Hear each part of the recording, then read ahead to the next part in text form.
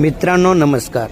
आपण त्या ठिकाणी मिझोराम राज्यामध्ये गेल्यानंतर आयझोल जी मिझोरामची राजधानी आहे तिकडे कसं जायचं काय जायचं त्याची थोडीशी माहिती आपण मागच्या ब्लॉगमध्ये दिली होती, परंतु एक जणांची कमेंट आली की जरा सविस्तर माहिती द्या. त्याच्यासाठी मी पुन्हा एक छोटासा विडिओ बनवत आहे.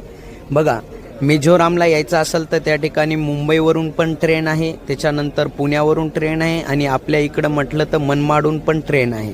त्या ठिकाणी डायरेक्ट आसामची ट्रेन पकडायची. अगोदर आसाममध्ये गुवाहाटीला यायचं. ठीक आहे. गुवाहाटीला आल्यानंतर त्या ठिकाणी गुवाहाटी रेल्वे स्टेशनवरून एक रात्री 7 वाजता दररोज एक ट्रेन असते, ती जाते बघा आयझॉलला. आपलं त्या ठिकाणी आयझॉलकडे म्हणजे त्या ठिकाणी सायरंगला जाते ती, आणि सायरंगपासून मग आयझॉलला जाता येतं.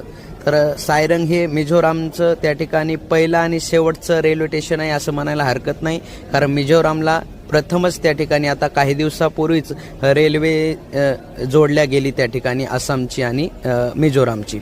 पहिलं तर या ठिकाणी तुम्हाला गाडीनंच जाता येत होतं, कारण मिझोराम म्हणजे हे असं राज्य आहे जे पहाडी राज्य आहे, म्हणजे पहाडावर आहे. त्या ठिकाणी 3714 फूट उंच आहे. तर त्या ठिकाणी असं गुवाहाटीवरून ट्रेन पकडा आणि सायरंग स्टेशनचं तिकीट काढा. सायरंगला उतरलात की त्या ठिकाणी रेल्वे स्टेशनलाच एक पास बनवला जातो. तो पास अत्यंत इम्पॉर्टंट आहे, त्याच्यामध्ये थोडी पण चूक चालत नाही. 350 रुपयाचा एक पास बनवा, त्याच्यासाठी तुमचं आधार कार्ड वगैरे लागतं. त्या ठिकाणी पास बनवल्यानंतर तुम्ही कशासाठी जात आहेत ते कारण लिहा. म्हणजे तुम्ही टुरिस्ट आहात बाबा, आम्ही बघण्यासाठी जात आहोत. त्याच्यानंतर तिथला एक जणांचा लोकलचा ID कोणाचा तरी लागतो, तिथला ID घ्या, किंवा मग काय आहे ते विचारपूस करून तुम्ही त्या ठिकाणी तिथं जाऊ शकता. पण चूक होता कामा नाही, कारण मिझोराम राज्यात आयझॉलला तुम्ही जर गेलात आणि तुमची जर पास संपली किंवा पासमध्ये काही चूक आढळली तर त्या ठिकाणी ते पोलीस तुम्हाला लागलीच पकडून नेतील.